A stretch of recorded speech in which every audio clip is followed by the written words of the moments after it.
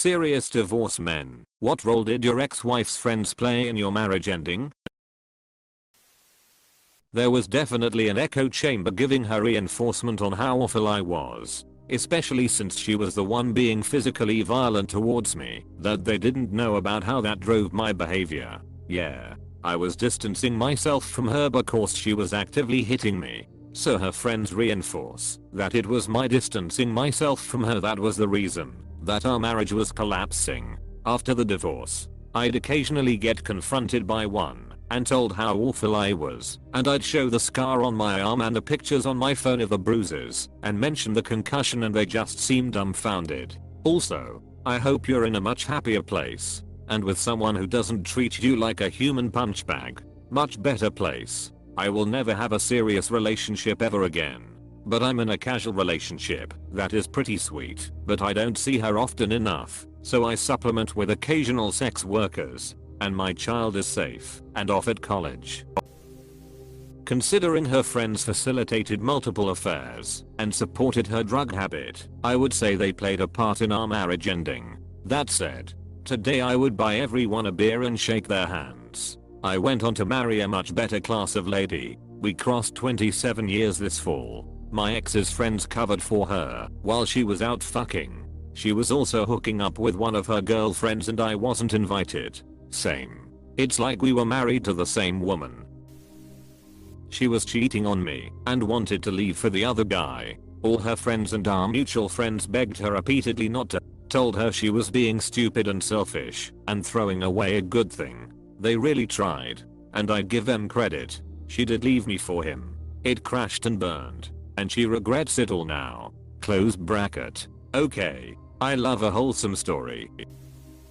My mom's friend got divorced after she caught her husband cheating. My mom started hanging out with her all the time, then miraculously wanted a divorce too. I was friends with her son. Our moms would drink together, and his mom would always talk about how she felt so free after. I had this almost happen with a few of my friends after my divorce, when they saw how much easier my day-to-day life was. It sucks struggling and having your spouse watch you struggle then not do anything to help you.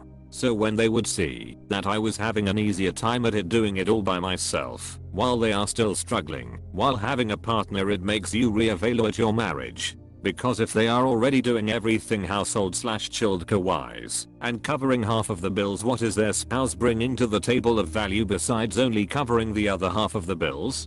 Sometimes they don't even cover half the bills. I legitimately have no idea. I always liked her friends, and I'm pretty sure they all liked me. If anything, I'd like to know what they feel about her leaving. But since she did leave, I've basically cut off all ties to that social circle. Because what's the point? My girlfriend's friends acted like they liked me, but they all knew she was cheating on me and never said a word. Just smiled in my face like everything was normal. Yeah.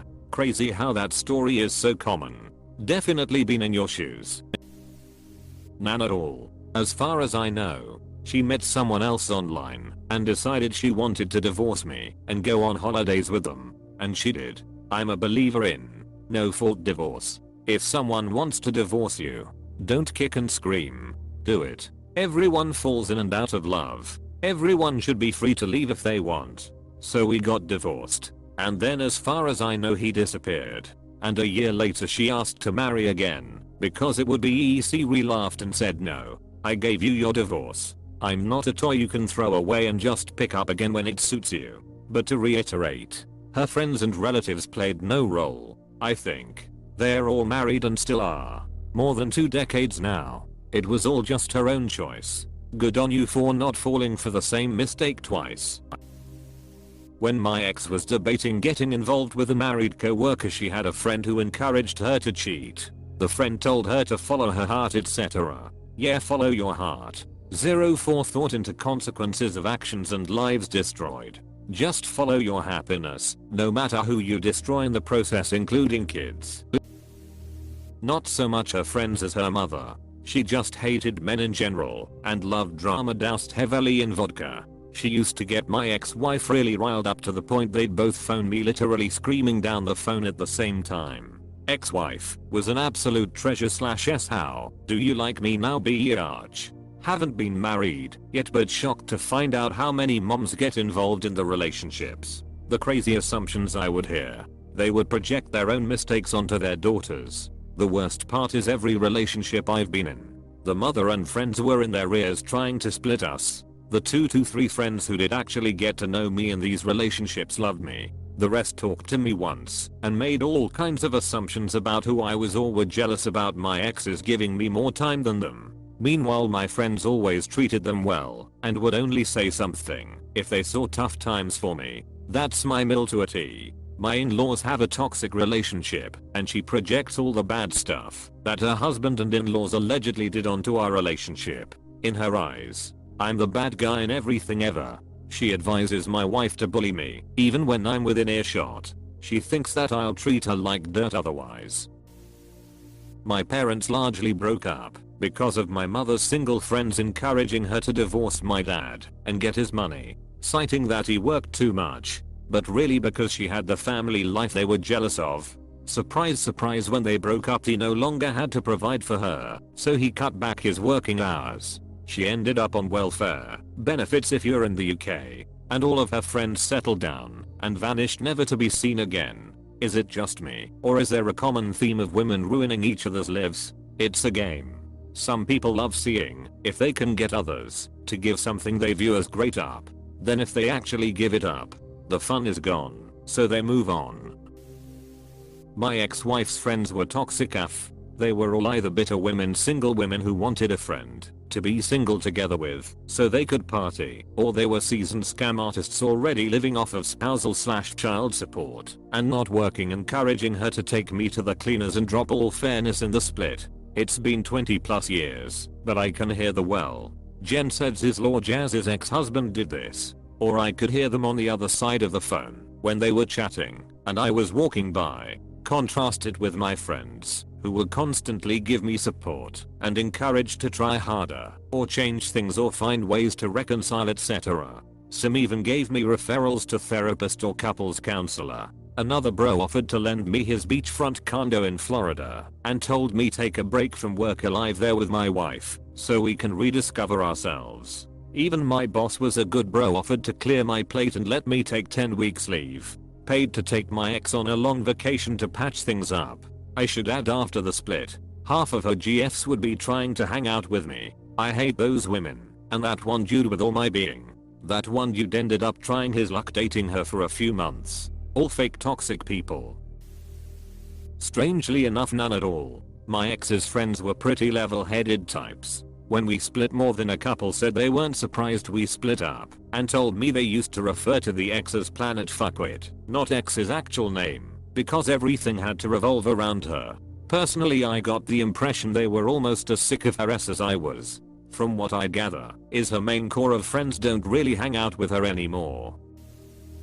She left me for one of her gaming buddies who she would never have feelings for because of his drug problem. Well, they just had a baby, so I guess that was a lie. Anytime a woman tells you, oh don't worry about him, you need to assume that they have, or will F at some point. Just the way it is. Don't get too invested. Kind of hard when you're married and that happens. The investment's been made by that point. Misery loves company. I think she had trouble with her self-perception and was vulnerable to outside influence. I didn't have the energy to swim in the cesspool with her, so I left. They certainly helped. In fact, they chose her side because since she is a pretty woman and could cry on cue, she must be telling the truth. Prior to separation, she was invited to events that I wasn't. They were playing matchmaker with her, blackballed me, gaslit, etc. I was clueless that she was ready to leave until it was too late. One of our couple's friends that we were close to took her in, and I didn't know that either. Lost them as friends until his wife reached out to let me know he had died in a car accident a few years ago. R.I.P. Tom. I spent a long time doing my best to own my part of that failure and to become a better person. Got a second chance with a great lady a couple of years later. We've been married 28 plus years, and I'm grateful for everyone. My wife went out with a few friends of hers, one who was getting divorced, one who was thinking about it, one had multiple engagements fall through. So they had had a couple drinks, and one of the women was venting about something her husband does that drives her crazy. My wife said he, meaning I, does the same thing. She said they all stopped talking, looked at her, and started asking really weird and odd questions, like they were trying to pin something on me. She doesn't go out with them anymore, and we are still happily married. My ex told me he's just a friend. You're making a big deal out of nothing. About the one friend in particular, which later turned into get over it. But they're married now, and go to church and praise Jesus like his return is nigh. So you know, it's all good. The adultery was justified. She had some friends who encouraged her, and some that kept her at arm's length when it was happening. I think they are all a big, happy group again though, now that it's sanctified. Our neighbor had recently divorced, so she was lonely. My ex would go hang out for an hour or two and come back with a glass of wine she'd pour into the sink. I'm pretty sure she poisoned the well. Misery loves company, and there's no worse friend than a lonely bitter woman chatting with her happily married woman. I don't understand. Why did the wine go down the sink? Because the neighbor had a heavy pour and would fill the glass after 3 sips. Getting sloshed at 2 in the afternoon on a Saturday wasn't on my ex's agenda. Good question. Her new friends at her job were a married couple. They were coworkers who were previously married and had an affair together. Guess what she did? Had an affair with a coworker. With that husband?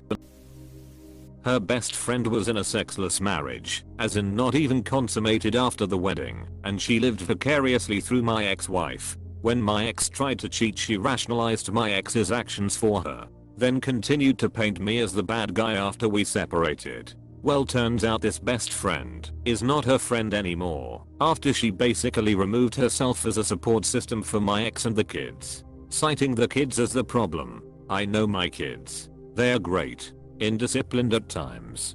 But whose kids aren't? Something tells me they were used as an excuse. Sometimes people can be wild. They played a huge role. She started hanging out with people who were all divorced and or openly cheating on their spouse. Surprise surprise when she suddenly told me she doesn't believe in monogamy, is bisexual, and didn't believe in unconditional love. Joke's on her though. She can't keep a relationship, and I've been in a solid one with a way better person who actually does believe in unconditional love and monogamy. When started getting her to go on girls' nights, which led her to hooking up, so I would say they played a part, but ex played by far the largest part. Unconditional positive regard is not good for one's soul. My ex's friends managed to convince her that it was reasonable for her to quit her job and make me pay all the bills, stop exercising, and just let go. She was already 5 feet tall and 240 pounds, stay out late, and do whatever, buy a pile of S she can't afford on credit, bully her best friend for being single. I might as well should've included them in our texts the way she sent out screenshots.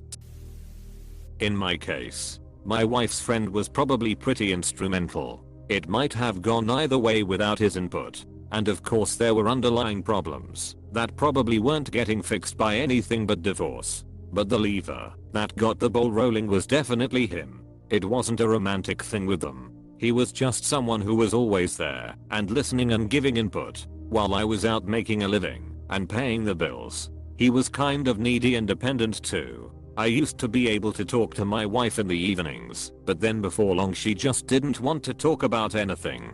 I remember asking her something serious once, and she just wouldn't tell me what she was thinking. I knew she was going to wait until she could run it past him, so they could work out what kind of answer to give me. It was kind of ridiculous. That one friend she started dating 2 days after I left to try to work things out. They are happy together still. I probably should have had a friend like that too. Huge role. One of her close friends was going through a separation for an entire year before I even found out about it. My ex-spouse never disclosed this big news to me. I guess she was seeing what would life look like through this friend of hers before she pulled the plug. Her best friend, who was single and a man-hater, found ways to move countries just to spend more time with me ex. I housed her for a bit as she was starting out in a new country alone. She was the friend present when my ex announced our separation. This friend broke all sorts of boundaries just to have my ex remain steadfast in her decision, feeding her bullshit about how she would be better off without me. A supposedly long-time guy friend of my ex was the rebound. Yup. She ended our relationship and quickly jumped straight into another with this dude. Literally within 24 hours. I'm 100% sure there was cheating involved at least towards the end. What a cluster F man. I don't get why you can't break up like a normal person would. Why go through the most toxic way and not only break my heart like it never mattered, but severed all possibilities of us ever being on friendly terms ever. I will never speak to my ex-spouse, who I shared children with, ever again. For the way she handled the ending of our marriage. She's as good as dead to me. Let this be a lesson to any woman/man thinking of ending your relationship with your so. Because you're unhappy or unfulfilled. Communicate. Tell your partner the specific reasons why you need to separate. Don't be a little man-child. Then slowly break up. Catching each other as you fall or go separate ways. You know, if my ex wasn't so hasty in her decision, and if she already wanted to end it months ago, we could have done it peacefully. It's fine to break up, heal together, and find another love. 10 months was all it took for me to get over my ex. It would have been 3 to 6 months if we were doing it together, and there would definitely still be a friendship sort of relationship between us, which would have been great for our children. But no, you gotta choose the most toxic way to do it. So F you. Lol. Enjoy my absence and my silence. Oh, and yeah, I told the kids that you were cheating on me. Even gone through with them all of the dodgy stuff that was going on behind my back while I was working to provide and a committed father and husband. There you were, being a manipulative little bitch. My kids have learnt a valuable lesson in having self-respect and not letting manipulative assholes trample all over your boundaries. So F you right back, ex-spouse. Enjoy the painkiller sorry excuse of a man of yours and the rest of your sad, broken and effed up friends. That's the sort of company you chooses to associate with when all I have ever showed you was kindness and proper family oriented and focused life. You fumbled me, and good luck repairing the relationship you have with our kids. They know that you're a selfish person who cheated on their father. You wanted to be toxic. Two can play that game.